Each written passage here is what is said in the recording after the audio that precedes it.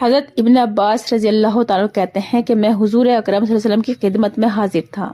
کہ حضرت علی رضی اللہ تعالیٰ عنہ حاضر ہوئے اور عرض کیا کہ یا رسول اللہ، میرے ماں باپ آپ پر قربان ہو جاویں، قرآن پاک میرے سینے سے نکل جاتا ہے، جو یاد کرتا ہوں وہ محفوظ نہیں رہتا۔ حضور اقدس صلی اللہ علیہ وسلم نے ارشاد فرمایا کہ میں تجھے ایسی ترکیب بتلاؤں کہ جو تجھے بھی نفع دے اور جس کو تو بتلاوے اس کے لیے بھی نفع ہو، اور جو کچھ تو سیکھے وہ محفوظ رہے۔ حضرت علی رضی اللہ تعالیٰ کے دریافت کرنے پر حضور اقدس صلی اللہ علیہ وسلم نے ارشاد فرمایا کہ جب جمعہ کی شب آوے تو اگر یہ ہو سکتا ہو کہ رات کے آخری تہائی حصے میں اٹھے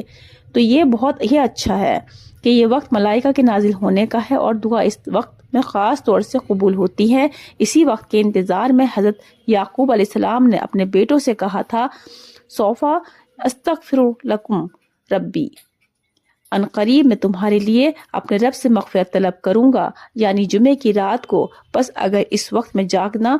دشوار ہو تو آدھی رات کے وقت، اور یہ بھی نہ ہو سکے تو پھر شروع ہی رات میں کھڑا ہو اور 4 رکعت نفل اس طرح پڑھے کہ پہلی رکعت میں سورہ فاتحہ کے بعد سورہ یاسین شریف پڑھے، اور دوسری رکعت میں سورہ فاتحہ کے بعد سورہ دخان، اور تیسری رکعت میں سورہ فاتحہ کے بعد الم سجدہ، اور چوتھی رکعت میں فاتحہ کے بعد سورہ ملک پڑھے، اور جب اتحیات سے فارغ ہو جاوے تو اول حق تعالی شانہ کی خوب حمد و ثنا کر، اس کے بعد مجھ پر درود اور سلام بھیج، اس کے بعد تمام انبیاء پر درود بھیج، اس کے بعد تمام مومنین کے لیے اور ان تمام مسلمان بھائیوں کے لیے جو تجھ سے پہلے مر چکے ہیں استغفار کر، اور اس کے